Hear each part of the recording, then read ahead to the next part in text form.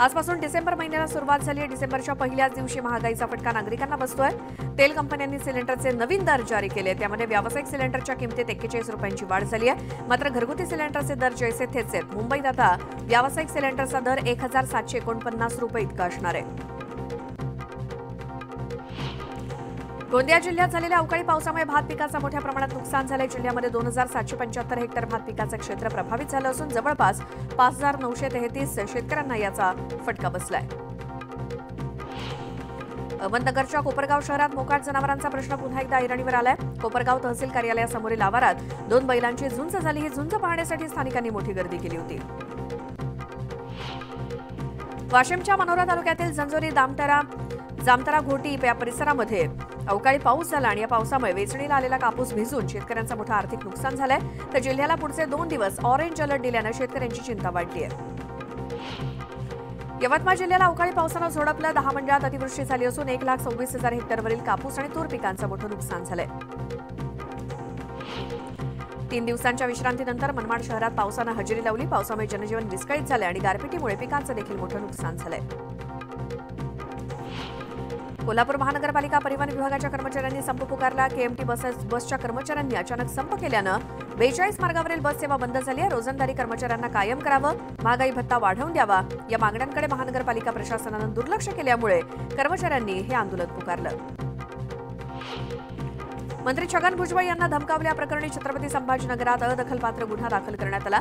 राष्ट्रवादीचे जिल्हा कार्याध्यक्ष मनोज घुडकेंनी केलेल्या तक्रारीवरून सौदागर सातनाक नावाच्या व्यक्तीवरती गुन्हा दाखल झालाय। रायगड लोकसभा मतदारसंघात मनसेकडून वैभव खेडेकर यांना उमेदवारी मिळण्याची शक्यता आहे। रायगडमधून वैभव खेडेकर तर गुहागर विधानसभा मतदारसंघातून प्रमोद गांधी यांचं नाव जवळपास निश्चित झाल्याची माहिती मिळते। जळगावच्या मुक्ताईनगरमध्ये 3 दुकानांना भीषण आग लागली। या आगीत सुदैवानं जीवितहानी झालेली नाही। मात्र किराणा दुकान, चपला तसंच पान मसाल्याच्या दुकानांचं लाख रुपयांचं नुकसान झालंय। लोणावळा पुणे दरम्यान काल रेल्वे फेऱ्या नियमित सुरू करा आणि दुपारच्या सत्रामध्ये बंद असलेल्या लोकल फेऱ्या सुरू करा। लोणावळा रेल्वे स्थानकावरती सर्व लांब पल्ल्याच्या गाड्या थांबवाव्यात अशी मागणी रेल्वे प्रवासी संघाने केली आहे। याबाबत रेल्वे सकारात्मक भूमिका रेल्वेनं न घेतल्यास रेल रोको आंदोलन करण्याचा इशारा मावळचे खासदार श्रीरंग बारणेंनी दिला। बीड शहरामध्ये रिक्षा चालकाकडून 600 रुपये हप्ता घेताना एसीबीच्या जाळ्यात अडकलेल्या पोलिसांचं तडकाफडकी निलंबन करण्यात आलं। तर ठाणेदाराची सुद्धा नियंत्रण कक्षात बदली करण्यात आली। पोलीस अधीक्षक नंदकुमार ठाकूर यांनी याबाबतचे आदेश काढले।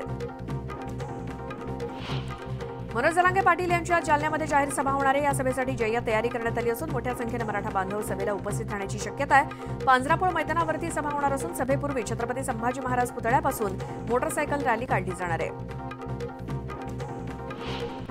कर्जतमध्ये अजित पवार गटाचे राज्यव्यापी अधिवेशन पार पडते। कर्जत खालापूर विधानसभा मतदारसंघातील मोर्चे बांधणीला अजित पवार गटानं सुरुवात केली असून या ठिकाणी शक्ती प्रदर्शन सुद्धा करण्यात आलं। अजित पवारांसह सर्व नेत्यांनी अधिवेशनाला हजेरी लावली असून यावेळी राजकीय रणनीतीबाबत चर्चा झाल्याचं सांगितलं जात आहे। मराठा आरक्षणासंदर्भात राज्य मागासवर्ग आयोगाची आज सकाळी 11 वाजता बैठक होणार आहे। मराठा समाजाचं सर्वेक्षण करण्यासाठी लागणारी प्रश्नावली बैठकीत करण्यात येणार आहे। राज्य मागासवर्ग आयोगाकडून लवकरात लवकर सर्वेक्षणाला सुरुवात होईल। राज्यात वेगवेगळ्या जिल्ह्यांमध्ये अवकाळी पावसामुळे नुकसान झालं। मात्र मदत आणि पुनर्वसन मंत्री अधिकाऱ्यांना सांगू शकत नाहीत कारण ते सरकारमध्ये नवीन आहेत असा टोला जयंत पाटील यांनी लगावला। अनिल पाटील यांना निर्णय घेण्याचा अधिकार नाही। सरकारमध्ये ज्यांना निर्णय घ्यायचा अधिकार आहे त्यांच्याशी अनिल पाटील यांच्याशी भेट झालेली नसेल असा टोला त्यांनी लगावला। सरकारमध्ये 1 सुलतान आणि 2 टिपू सुलतान असल्याची टीका संजय राऊत यांनी केली होती। त्यांच्या या विधानावरती आता मंत्री गिरीश महाजन यांनी प्रतिक्रिया दिली। संजय राऊत यांच्या डोक्याचा इलाज करावा लागेल। वाचाळवीर म्हणून संजय राऊत यांची ख्याती झाली असून त्यांच्या म्हणण्याला कोणीही महत्त्व देत नाही, अर्थ देत नाही असं म्हणत गिरीश महाजन यांनी संजय राऊतांवरती पलटवार केला। प्रकाश आंबेडकर यांना अटक करून त्यांची चौकशी करावी अशी मागणी केंद्रीय मंत्री नारायण राणे यांनी केली होती। त्यावरती आता मंत्री गिरीश महाजन यांनी प्रतिक्रिया दिली। नारायण राणे म्हणतायत तर त्याला काही आधार असेल असं गिरीश महाजन म्हणाले। मंत्री गिरीश महाजन आणि एकनाथ खडसेंमध्ये वार पलटवार सुरूच आहे। एकनाथ खडसेंनी केलेल्या वक्तव्यावरती गिरीश महाजन यांनी पलटवार केला आणि एकनाथ खडसे यांचं डोकं फिरलेलं असून त्यांच्या डोक्यावर परिणाम झाल्यामुळे खडसे वाटेल ते बोलतायत अशी टीका महाजनांनी केली। राष्ट्रवादी काँग्रेसचे नेते एकनाथ खडसे यांनी पुन्हा मंत्री गिरीश महाजन यांच्यावरती निशाणा साधला. जिल्ह्यामध्ये 3 मंत्री असताना कोणतं धरण पूर्ण केलं? जे धरण दिसतंय ते काम नाथाभाऊनं पूर्ण केलं. 10 वर्ष झाले मंत्री आहेत, पण पाडळसरे धरणाला दमडी दिली नाही असं म्हणत खडसेंनी गिरीश महाजनांवरती निशाणा साधला. राष्ट्रवादीच्या शरद पवार गटाचे नेते अनिल देशमुख वर्धा जिल्ह्याच्या दौऱ्यावरती आले असता त्यांनी जिल्हाधिकाऱ्यांची भेट घेतली. यावेळी जिल्हाधिकाऱ्यांमार्फत मुख्यमंत्र्यांना निवेदन देत शेतकऱ्यांच्या विविध मागण्या तातडीनं पूर्ण करण्याची मागणी केली.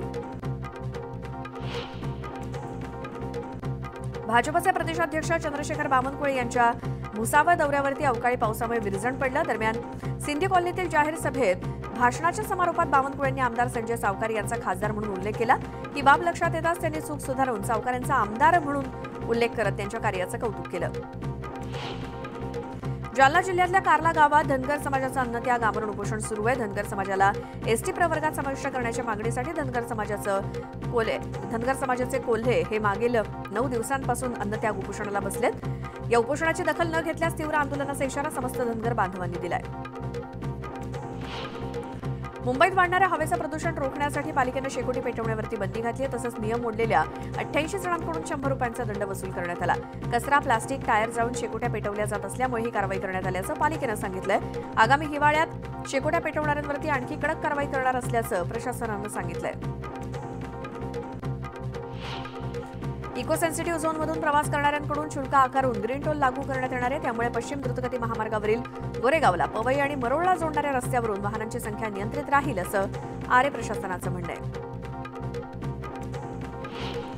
नागपुरात होणाऱ्या विधिमंडळाच्या हिवाळी अधिवेशनासाठी लक्षवेधी सूचना आणि आमदारांच्या प्रश्नांचा पूर आल्याचं दिसतंय.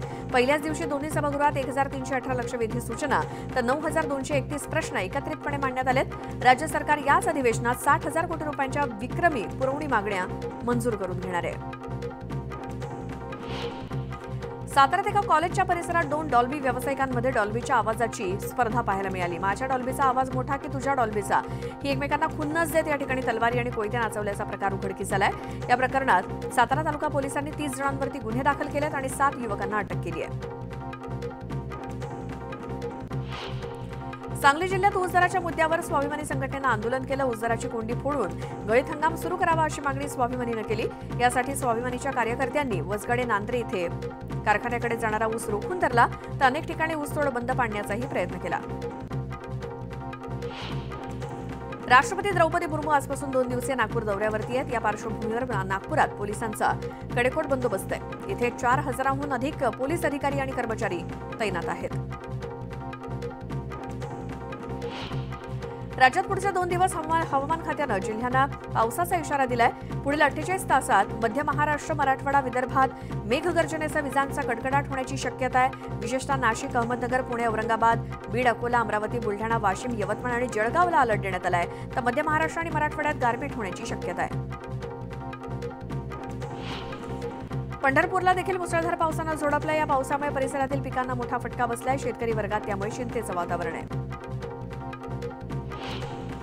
जालना जिल्ह्याला मुसळधार पावसानं झोडपलं. या पावसामुळे खरीप पिकांसह रब्बी आणि फळबागांचं मोठं नुकसान झालंय.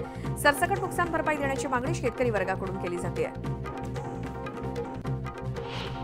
धाराशिव जिल्ह्यामध्ये गेल्या 2 दिवसात झालेल्या अवकाळी पावसानं तब्बल 1926 हेक्टरवरील पिकांचं नुकसान झालंय. यात फळ पिकांचंही मोठं नुकसान झालं असून वाशी, तुळजापूर, परंडा, कळंब आणि धाराशिव या 5 तालुक्यात मोठ्या प्रमाणात नुकसान झालं असून याचे पंचनामे करण्याचे आदेश प्रशासनानं दिलेत.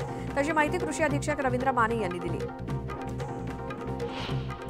भारतीय कृषी विमा कंपनीला धाराशिव जिल्हाधिकारी डॉक्टर सचिन ओंबासे यांनी 294 कोटींची रक्कम वसुलीची नोटीस पाठवली आहे. शेतकऱ्यांना खरीप 2022चा पीक विमा नुकसान भरपाई न मिळाल्याच्या प्रकरणी ही नोटीस देण्यात आली असून 10 डिसेंबरपर्यंत विमा कंपनीनं शेतकऱ्यांच्या खात्यावरती विम्याची रक्कम न भरल्यास महसूल वसुलीची कारवाई केली जाणार आहे.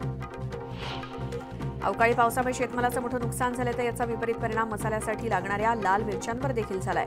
पावसामुळे बाजारात येण्यासाठी सज्ज आणि रोपांवरती तयार झालेली लाल मिरची पाण्याखाली गेली. त्यामुळे बाजारात मसाल्याच्या हंगामात मिरचीची टंचाई भासण्याची शक्यता आहे.